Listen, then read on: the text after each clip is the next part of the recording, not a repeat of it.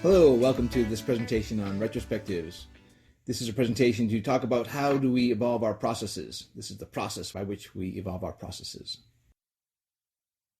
So who is this presentation for? Well, it's for team leaders and all team members. It's for any studio leadership that's adopting Agile. It is for those projects that have a long schedule, and really any place where culture is important.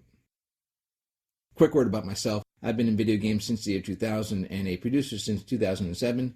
I became a Scrum Master in 2008, and I am now a Senior Scrum Master and Agile Coach. Oh, and I've been a cartoonist for forever. Anyone who's familiar with the game development process realizes that games take a long time to make, 2 or 3 years for a game project. And historically, the gaming industry would do these things called postmortems, where at the end of a long project, everyone would get together in a team, they talk about the things that worked well and didn't work well in the creation of the product. But a 2-year cycle to wait before you find out what the problems is means for many teams, and my old teams included, we'd have 2 years long of frustration, just trying to figure out a better system, but not really even asking the questions. So what that showed is there was a real issue. We know that we put processes in place, and we do this for a number of different reasons. First, game creation is like herding cats. We've got several different disciplines that don't speak the same language, and we're trying to coordinate them all to a single goal. What we did was we had processes from our previous projects, and we just pulled those same processes into the new projects, not really noticing any kind of differences in the team or in the project style. And we wanted to have some level of process because we wanted some level of predictability for all the business reasons, estimating how much time it's going to take and how much budget we need to create these long projects. But there are issues with this. We have a team full of creative people, and creative people always had that mindset of, I'm an individual. You can't really box me in with any kind of process. We've said in the past that motivation, extrinsic motivation, requires that leadership empowers the team, gives them some level of freedom. So how do we marry up this process that we want with team empowerment, with the team's freedom? We know that we don't want to just give away all the processes, but we also want our processes to work for those individuals. So what's our solution? Well, one part of the solution is retrospectives. The retrospective is put in place at the end of every cycle because we want to take a look at the small fires before they get out of control and put them out whenever we can. So we ask these questions in our retrospectives. What did we do well, because we want to remember to do them going forward? What causes friction, recognizing that we're not perfect? And what are some solutions to some of those friction points? In the Agile system, we're talking about sprints. The name is intentional. We're not talking about running a marathon and never stopping and take a break. A sprint is a set amount of time, a short amount of time that we can see how much work we can accomplish and get to a resting place. And this retrospective is part of that rest. That last day of a sprint, whether it be 2 weeks or 3 weeks, has a certain number of ceremonies. The retrospective is one of them, also a demo day and a sprint pull down, and we'll talk about those in other presentations. But for now, in my mind, the retrospective is one of the most important pieces of all the ceremonies in Scrum. The retrospective we set up as a reliable recurring meeting. We're asking the questions about what we need to fix. Some studios will try to tack this onto the end of another meeting. They'll just ask that anyone have any questions at the end of another meeting.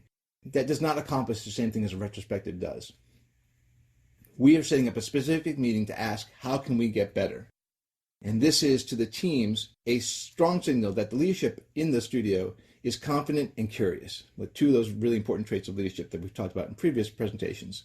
Confident in that we know that we're not perfect, and curious about how would the team want to fix things. So here's how we set the ceremony up. For the first part of the meeting, for the first 5 minutes, we ask everyone to quietly spend some time writing down on a post-it note a single idea of a thing that either went well or did not go well in the last cycle, in the last 2 or 3 weeks. We had them write down these ideas independently because it has happened plenty of times where someone's "this went well for me" is actually somebody else's "this went really poorly for me."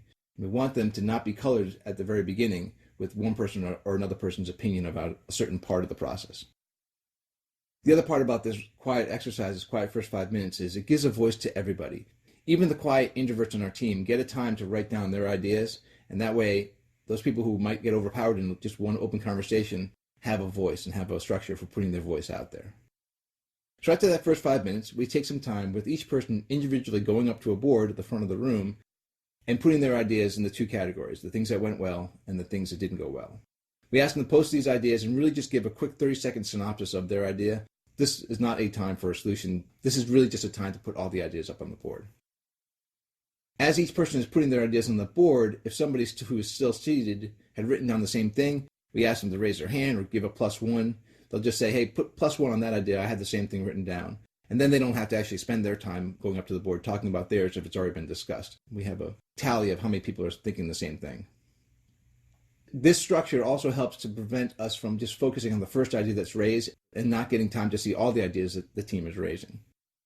And there's a small subtle part about this as well. By getting up in front of the team in this meeting at the front of the room, we open ourselves up a little bit to our teams to say, hey, I'm also here. You see my face and you see we call it a shared vulnerability. But the idea that we're all on the same team, we all have that same level of a little bit of anxiety for some people to get in front of the room. But we want to build that culture of trust that I can trust my teammates. I can get up in front of them and speak a little bit, and they'll all listen to me. So after all the ideas are on the board and we've done all our +1s, we start talking about our possible solutions. The +1s help us to prioritize which ones are the ones that had the most feedback or the most people agreed to, and we try to start with those. There are times that sometimes just awareness to the issue is the answer. I didn't realize that was a difficult thing for you. I can certainly be more aware of that in the next cycle. We don't really ask that the leadership just come up with a solution and foist it on the team. We're talking about letting the team tell us what solutions they would like to try. These solutions are generally more informed because the people on the team are closer to the problem. And they're more likely to succeed because the team has buy-in. They're the ones who suggested the solution, so they're more invested in that solution working out. We do assign point people to each of the solutions we're going to try to tackle. That way there's a point of contact, but we're not really saying that person is responsible for making it happen entirely on their own. These are all team efforts. So while there's a point person, everyone in the team plays some part in making that solution work. And we try to stay realistic and not try to add too much to any one person's plate. We can't have every solution be put on the same person. Even if that is a producer, we still want to share the load.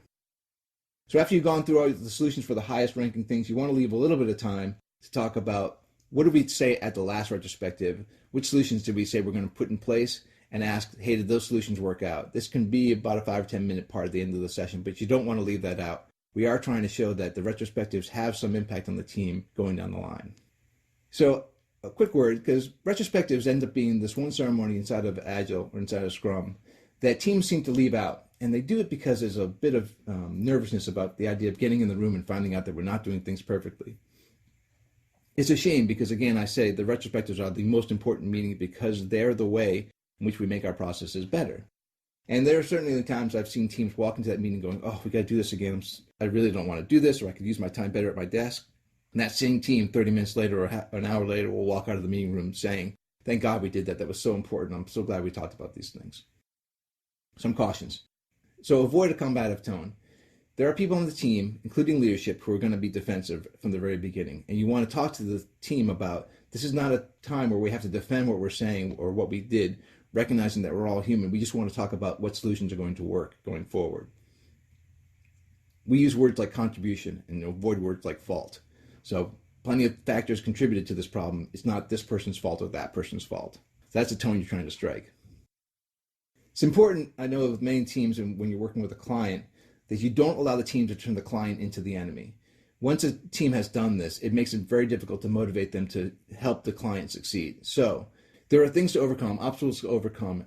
Those obstacles are making a fun experience for the time that we have and utilizing all our resources in an effective way. But work really hard with your team to not let them think of the person who is paying the bills as a person they're trying to fight against. They're on our side. We're all one team, even though they're in a different company. And then it's important, again, to prioritize your solutions. If you have a collection of solutions that get suggested in a retrospective, and it's a large volume of them, say 12, don't try to solve all 12 and get only 10% of each one done. Instead, prioritize and get 100% done of the most important pieces. And yeah, there might be some things further on down the line that didn't get solved, but better to have 100% of one solved than to have 10% of 12, because 10% of 12 means you've got really none of them finished. All right, so a quick summary again. Retrospectives is a process by which we evolve our processes. We're doing this to mitigate the long-term suffering over bad processes, to spend 2 or 3 years working through a process that's just really frustrating for the team. We want to improve our efficiency over time.